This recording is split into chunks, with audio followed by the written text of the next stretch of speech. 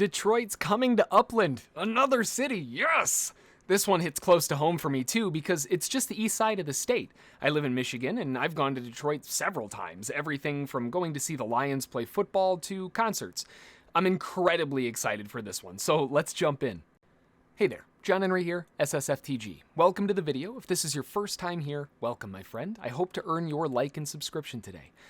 We talked about Detroit in the weekend review and the rumors floating around it, but we didn't have anything solid, and now we finally have confirmed that Detroit is launching, and not only that it's launching, but we also finally have our zones in the game, which is what I've been waiting for to record this video. We just had the grid lines drop, so let's take a look at the map and see what this looks like here. We've got them all, woohoo! What a snazzy looking screen this is, huh?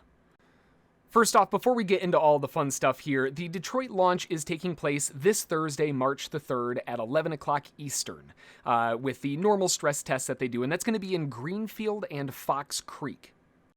Now, if you're not familiar with either of those, Greenfield is up in the upper northwestern side of things right here. You can see that there. That's going to be Greenfield, and then Fox Creek is on the east side over here, right there.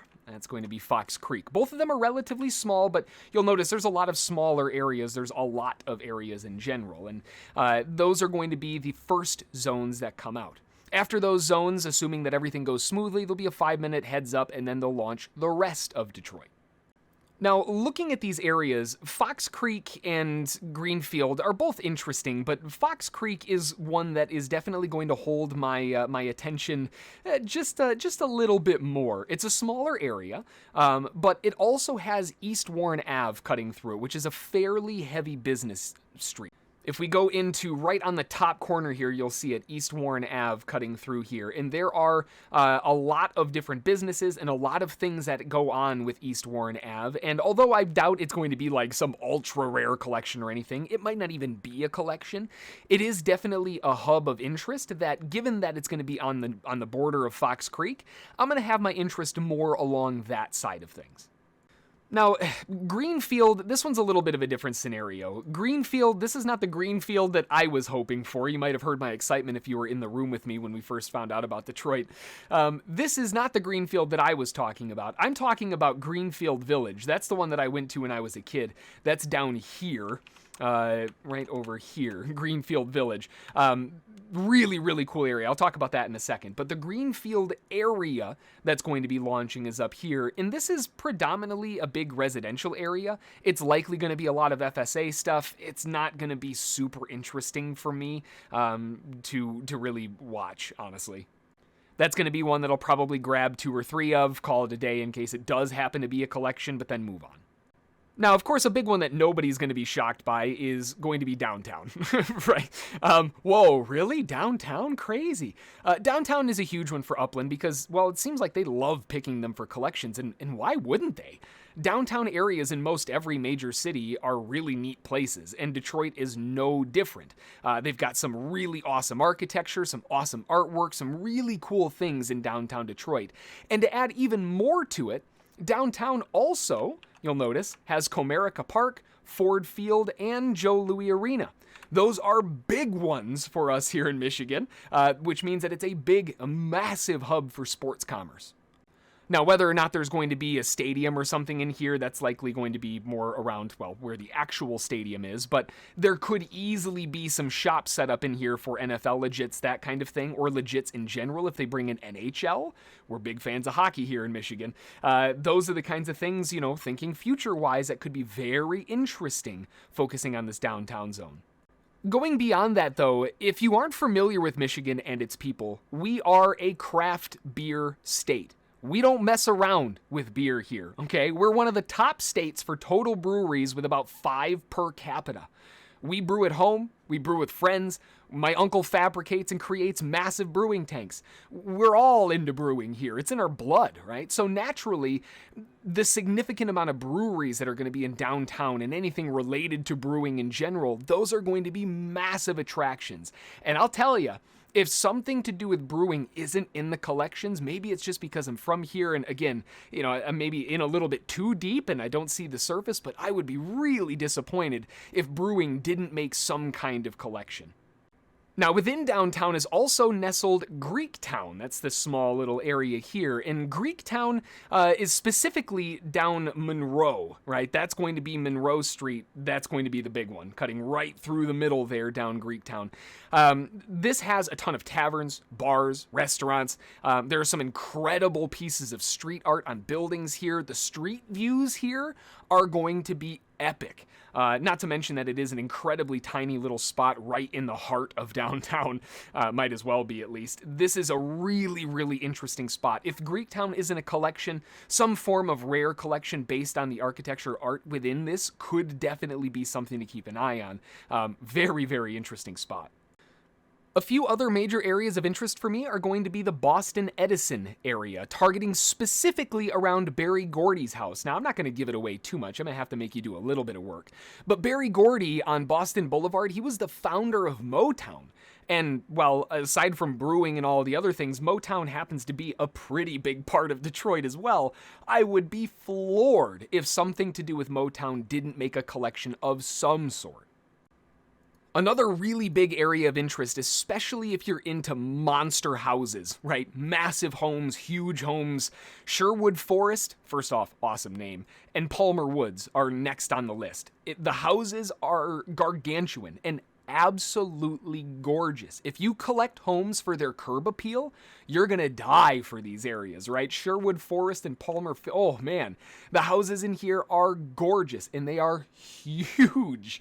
Again, if you're big into architecture or housing in general, that's going to be a really, really interesting spot. And honestly, I wouldn't be surprised at all to see these kinds of areas, Sherwood Forest mainly because of the name, but also Palmer Woods in general, those two being a collection similar to something like the Pacific Palisades. There's not going to be very many properties there because the houses are big, they take up a lot of space, so keep an eye out. Those could be some really interesting areas. Let's drop our guy in real quick just to take a look. I mean, look at these things. These are just gorgeous. I love these styles of houses. This is in Sherwood Forest, and again, you know, these are the kinds of things that you're going to be looking at. I mean, absolutely incredible homes. Mexican Town is a big one for me. I grew up around Peruvian and Mexican foods pretty much my entire life. That's what I was raised on. Hot food, spicy food, tamales. Now we're talking, right? There's nothing better than a good tamale when you get a seriously good one. Ooh.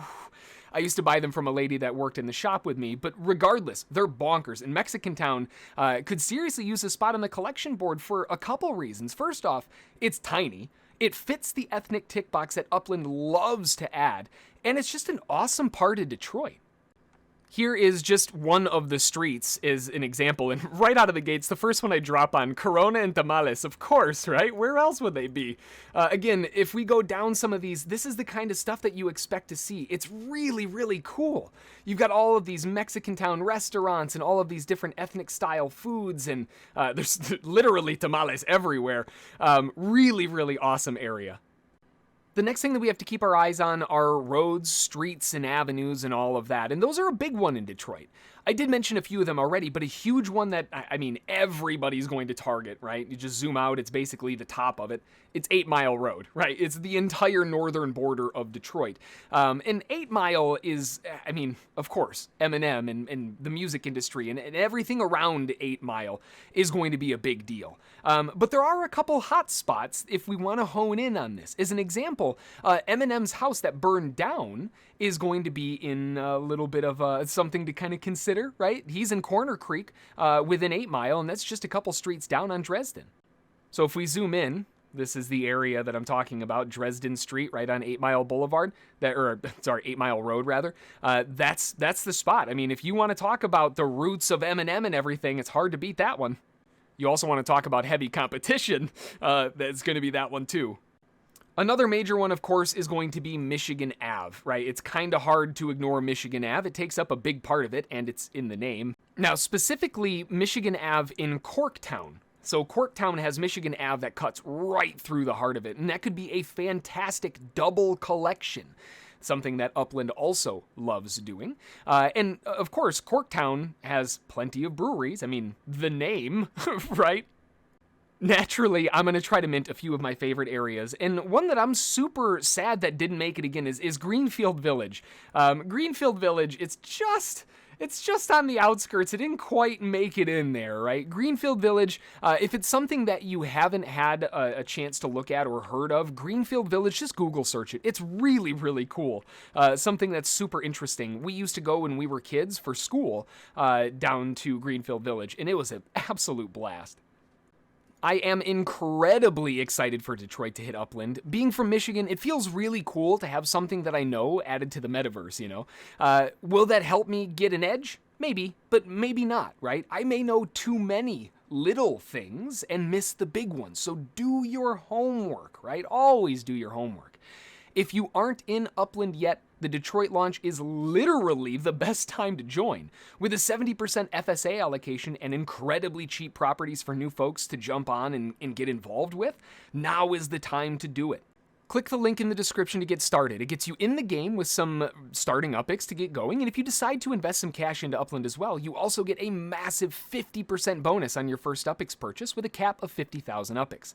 As an added perk for my SSFTG crew that used my link to sign up, you also have access to our USP properties on the site, and that's where we sell these properties from 20% or more below what we paid for them to ensure that you have a strong start.